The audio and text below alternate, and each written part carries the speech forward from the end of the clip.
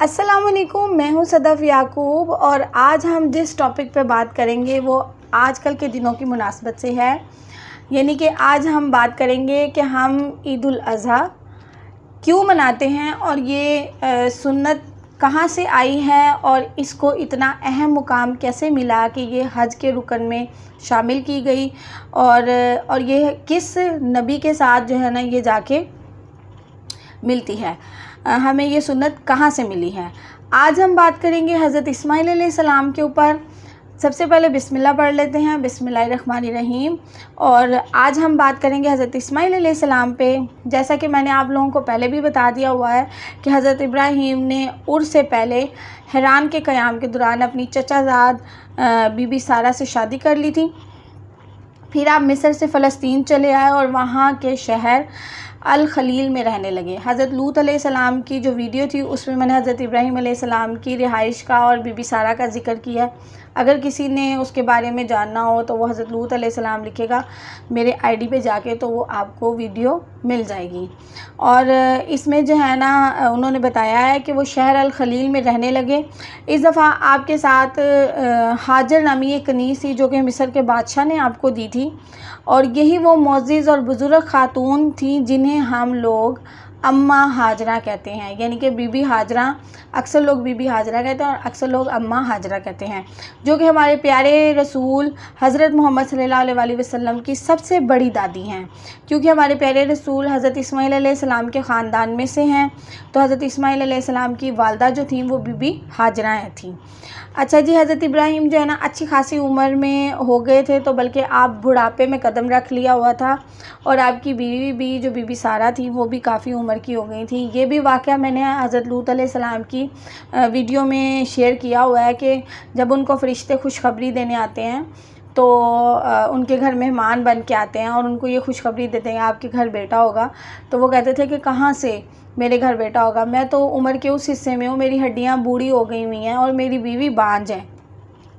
चुनाचे इसी तरह जो है ना अभी तक आपको औलाद ना हुई थी, तो एक दिन हज़रत बीबी सारा ने कहा कि देखिए जी, अब मैं बूढ़ी हो गई हूँ, अब मेरे यहाँ कहाँ से औलाद होनी है।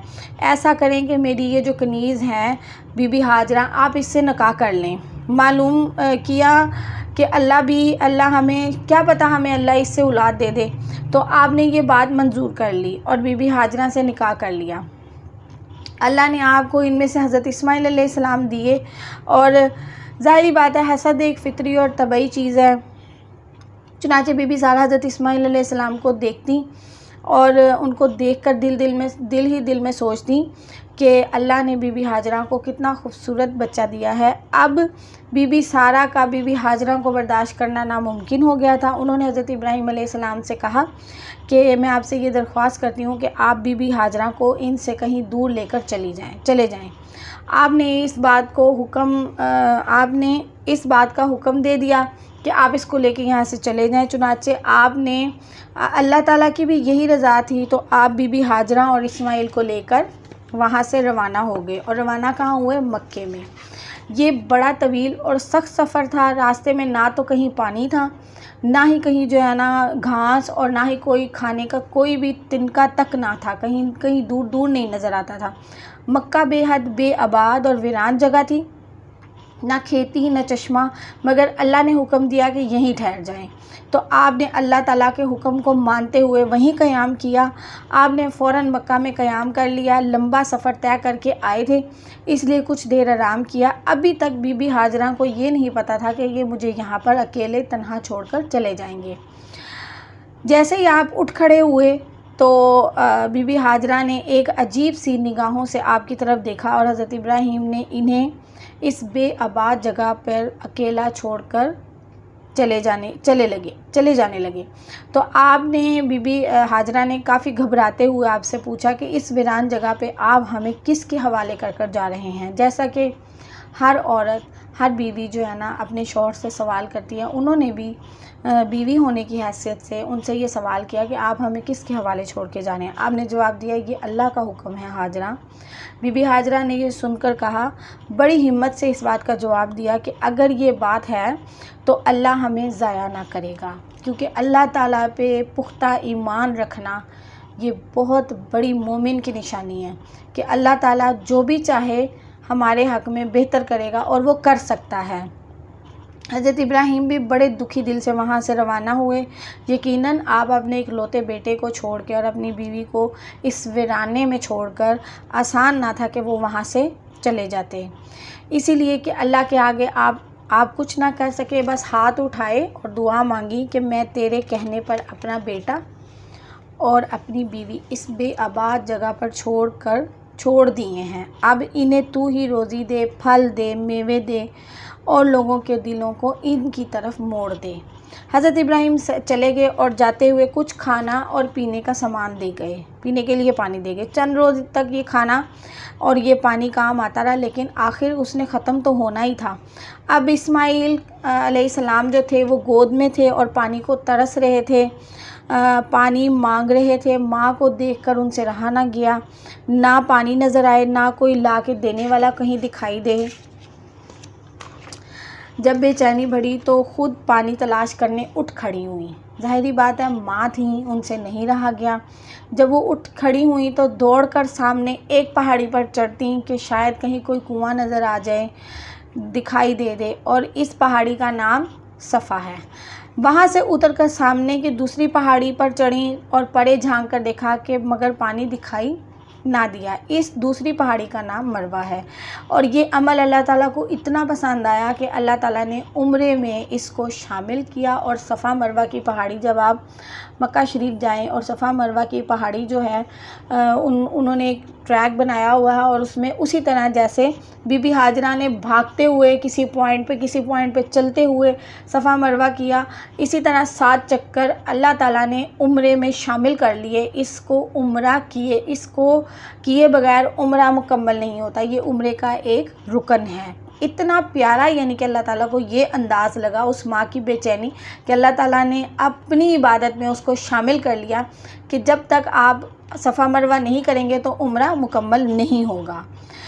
अच्छा जी, वहाँ से उतरकर जब सामने पहाड़ी की तरफ देखती तो कुछ भी नहीं मिलता। गर्स बेचैनी और बेकरारी के आलम में आपने सफ़ा और मरवा के दरमियान 7 चक्कर लगा लिए और आज भी हम सब मुसलमान उस सफ़ा मरवा के दरमियान 7 चक्कर लगाते हैं। सफ़ा पे चलते हैं, शुरू करते हैं और मरवा पे ख़त्म होता है। इस दौरान नन्हे इस्माइल रोते बिलखते रहे और ज़मीन पर एड़ियाँ मारते रहे और रेड़ियाँ रगड़ते रगड़ते अल्लाह की शान के अचानक नन्हे इस्माइल के पाँवों के एक ज़रब से ज़मीन से मीठे पानी का एक चश्मा जारी हो गया और ये ज़मज़म का चश्मा है। ये वही पानी है जिसको हम पीते हैं और ये शफ़ा याब है और हमें बहुत सारी बीमारियों से बचाता है। और उस टाइम पे इस पानी ने क्या काम किया कि पानी देखकर बीबी बेहद खुश हुई, क्योंकि ये अल्लाह ताला का शुक्र अदा किया और ये अल्लाह की बहुत बड़ी अनायत थी कि उस वीराने में अल्लाह ताला ने पहली जीने की उम्मीद लगाई कि अल्लाह ताला ने पहला वो चश्मा ज़मज़म का दिया और इसमें से वो ख़ुद भी पानी पिया और नन्हे इस्माइल को भी वो पानी पिलाया। अब बीबी हाजरा के दिन अच्छे गुजरने लगे, क्योंकि ज़मज़म का पानी पीकर ना उनको भूख लगती और ना उनको प्यास, उनका भूख का भी पूरा हो जाता और प्यास भी मिट जाती। अच्छा जी, एक दफ़ा ऐसा हुआ कि कबीला पानी की तलाश में इधर आया और ये कबीला जरहम था। इन्होंने बीबी हाजरा से इस चश्मे के एक किनारे आबाद होने की इजाज़त मांगी और आपने खुशी से इजाज़त दे दी, क्योंकि उस वीराने में एक कबीला अगर बस जाता तो उनके दुख दर्द बांटने के जो टाइम था, वो जो दुख था, वो उनके साथ वो शेयर कर पाती। चुनाचे वो कबीला ज़मज़म के किनारे आबाद हो गया। अब वहाँ खूब आबादी और रौनक हो गई, हर तरफ लोग चहल पहल करने लगे और उन लोगों की ज़ुबान थी अरबी। हज़रत इस्माइल अलैहिस्सलाम अब बड़े हो रहे थे, उन्होंने इनकी ज़ुबान अरबी भी सीख ली और आगे चलकर इस कबीले की एक नेक खातून से शादी भी कर ली। इस सारे अरसे के दौरान हज़रत इब्राहीम अलैहिस्सलाम वक्तन फ़वक्तन अपनी बीवी और बेटे के पास आते जाते रहते। इसी तरह आप एक दफ़ा अपनी बीवी और बच्चे के पास मिलने आए तो आपने अपने प्यारे और फर्मा बरदार बेटे इस्माइल से जो अब अच्छे खासे बड़े हो गए थे, कहा कि बेटा मैंने एक ख्वाब देखा है और जिसमें मैं तुम्हें ज़िबा कर रहा हूँ। नबियों का जो ख्वाब होता है वो सच्चा होता है और इसलिए पैगंबरों पर ख्वाब में मिलने वाला हुक्म जो है वो पूरा करना भी फ़र्ज़ होता है। यानी कि वो एक नबी को ख्वाब आया था तो उसमें झूठ की तो वैसे ही गुंजाइश नहीं थी, और उनको पूरा करना भी उन पे फ़र्ज़ हो जाता है। जब अब हज़रत इस्माईल अलैहिस्सलाम जो थे वो जवान हो चुके थे और बहुत खूबसूरत थे, आपने इन्हें बुलाया और कहा कि बेटा मैंने ऐसे ख्वाब देखा। और आगे से हज़रत इस्माईल अलैहिस्सलाम बोले कि अब्बा जान, आपको जो हुक्म मिला है आप उसको पूरा करें, अल्लाह के हुक्म और फ़ज़ल से आप मुझे सब्र करने वाला पाएंगे। चुनांचे हज़रत इब्राहीम अलैहिस्सलाम छुरी ली और बेटे को साथ लिया। इसमें शैतान ने भी बहुत अच्छा काम किया कि शैतान ने हज़रत बीबी हाजरा को भी काफ़ी वर्गलाया, लेकिन बीबी हाजरा ने उसकी एक बात ना मानी। और जैसे ही हज़रत इब्राहीम अलैहिस्सलाम उनको लेकर जा रहे थे तो रास्ते में शैतान ने हज़रत इस्माईल अलैहिस्सलाम को भी और हज़रत इब्राहीम अलैहिस्सलाम को भी, दोनों को इस रास्ते से हटने के लिए बहुत ज़्यादा परेशान किया और बहुत ज़्यादा वर्गलाने की कोशिश की। लेकिन हज़रत इब्राहीम और हज़रत इस्माईल अलैहिस्सलाम उनको उठा के कंकर मारते और वो वहीं पर ही जम जाता। और ये भी आज अमल जो है ना, इतना खूबसूरत अमल अल्लाह ताला ने अपने हज के रुकन में ये शामिल किया। जब भी हम हज करने जाते हैं तो शैतान को कंकरियाँ हज़रत इस्माईल अलैहिस्सलाम और हज़रत इब्राहीम अलैहिस्सलाम की सुन्नत से ही, उनके मतवसत से ही मारते हैं, क्योंकि उन्होंने ये अमल किया था कि शैतान को कंकरियाँ मारी थी कि तुम रुक जाओ यहाँ पे, हमें परेशान ना करो, हमें रास्ते से मत हटाओ। अच्छा जी, बेटे को साथ लिया और वो चल दिए।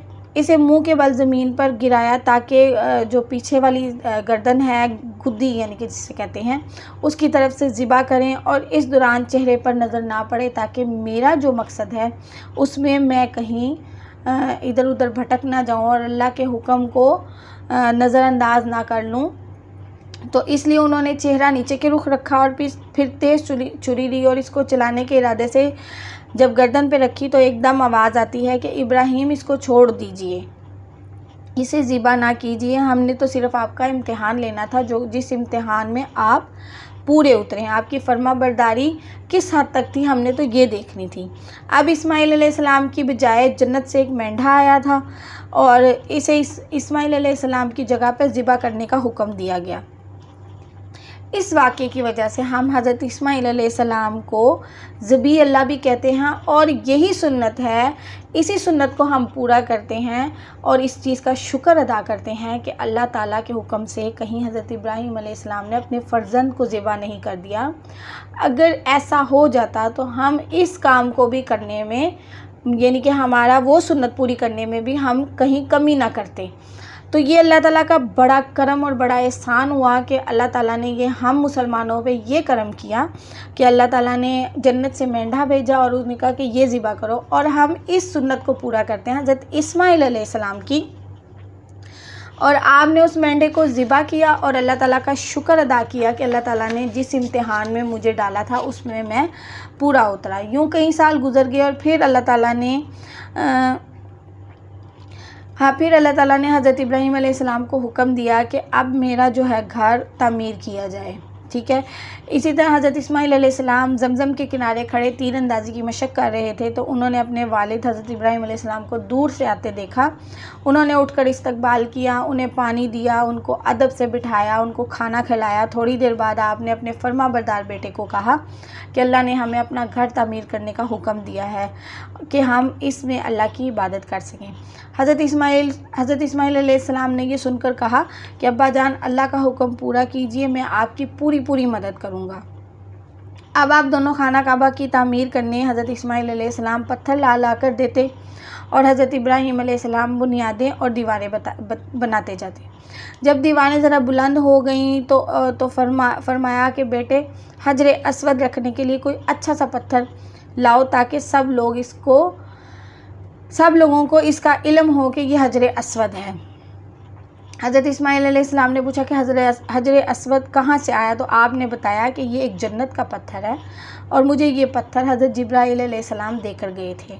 जब दीवारें ज़रा और ऊंची हो गई तो आप बूढ़े थे, इब्राहीम को इतनी ऊंचाई पर पत्थर उठा कर रखना मुश्किल हो रहा था, तो चुनाचे आपने एक पत्थर पर खड़े हो गए और खुदा की शान, अल्लाह की शान देखें कि जितना आप ऊपर होना चाहते उतना पत्थर आपको बुलंद लेके चला जाता। आज भी आप खाना काबा का जो गिलाफ चेंज होता है, जब हज के दौरान हम गिलाफ को चेंज करते हैं तो आप वहाँ पे एक क्रेन देख रहे होते हैं कि वहाँ पे एक क्रेन पे एक आदमी बैठा हुआ है और उस क्रेन को वो जहाँ तक बुलंद करना चाहता है वहाँ तक वो लेके चला जाता है। इसी तरह वो अल्लाह ताला की क्रेन थी जो कि हज़रत इब्राहीम अलैहिस्सलाम को जहाँ तक वो चाहते थे वहाँ तक उनको ऊपर लेकर चले जाते थे। और इस तरह आपने काफ़ी बुलंद और बाला जो है मस्जिद खाना काबा की तामीर मुकम्मल की और इसी पत्थर जिसके ऊपर वो खड़े हुए थे इसको मुकाम इब्राहीम कहते हैं। यूँ खाना काबा की तामीर मुकम्मल हुई सॉरी। और सारी तमीर के दौरान आप दोनों सिर्फ यही दुआ मांगते रहे कि ऐ मेरे रब हमारी ये कोशिश कबूल फरमा, बेशक तू सुनने और जानने वाला है। अब इस सबक से हमें क्या हासिल हुआ कि हम पर अल्लाह की बात मानना हर हाल में ज़रूरी है, इसलिए जहाँ तक हो सके अल्लाह की बात माने। हमें अपने वालिदैन की बेहद इज़्ज़त करनी चाहिए, इनका हुक्म मानना चाहिए। हज़रत इस्माईल अलैहिस्सलाम की ज़िंदगी हमारे सामने एक बेहतरीन नमूना है। नबी होने के साथ साथ वो अपने माँ बाप की भी खिदमत करते थे। ये नहीं था कि वो नबी थे और उनके ऊपर ये चीज़ें फ़र्ज़ नहीं थी। उन्होंने ही हमें सिखाया कि वालिदैन की इज़्ज़त करनी चाहिए।